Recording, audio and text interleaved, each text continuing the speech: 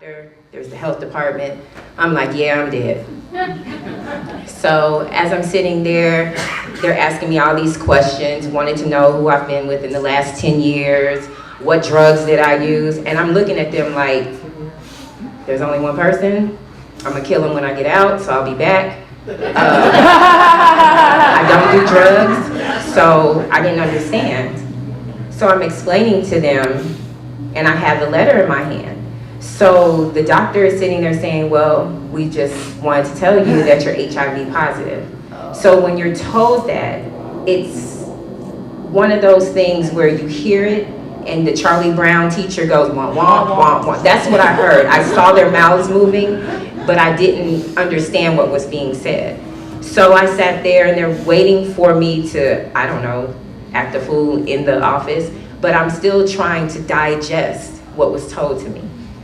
So as I'm going back, they're asking me if I have any questions. They want to get me started on the antiretroviral medications, and I need to do this, and I need to eat better. Again, it's womp, womp, womp, womp, because I'm still trying to digest, you have HIV.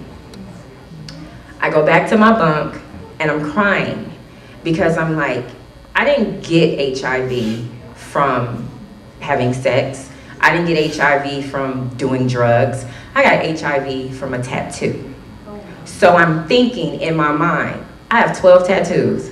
So a tattoo, really? But you think about it. I went to my homeboy's garage, and as I'm reading the letter again, he's mapping out. He had just got out of prison. Everything he used in the facility, the same ink, the same needle, all of that, he brought home and used on us. There was 5 of us. 4 of us were positive. One of them killed himself and him. Ooh. So just understand the stigma that's attached to it.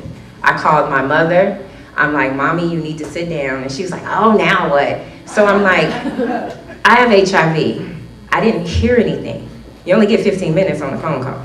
So I'm calling for my mother. Now, mind you, I'm an only child. So I have to tell my mother that her only child has HIV. And at that time, we're thinking, she won't have a child.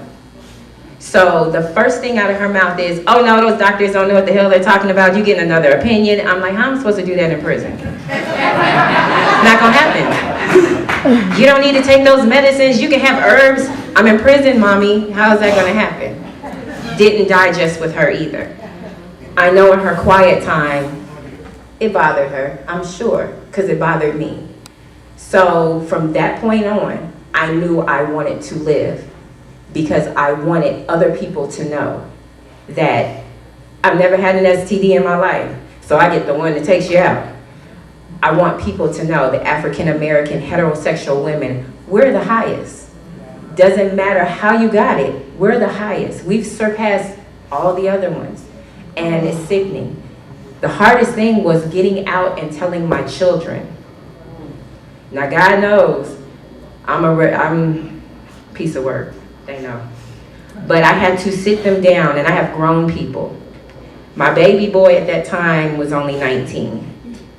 And I'm explaining to them the situation, I'm trying to educate them, I'm trying to give them information and encourage them. Now, you go to the bathroom, you wipe everything down, and I'm like, I'm gonna kill him, I'm going back. How are you gonna react like that? But if my child is gonna react like that, then how is everyone else gonna react to it? And that's the stigma with being HIV positive. So I just want everyone to know, go to your local tattoo shop, watch them take the needles and everything out that's sterilized. Don't go to your homeboy's house like I did and let him put a tattoo on you. Wow, round of applause.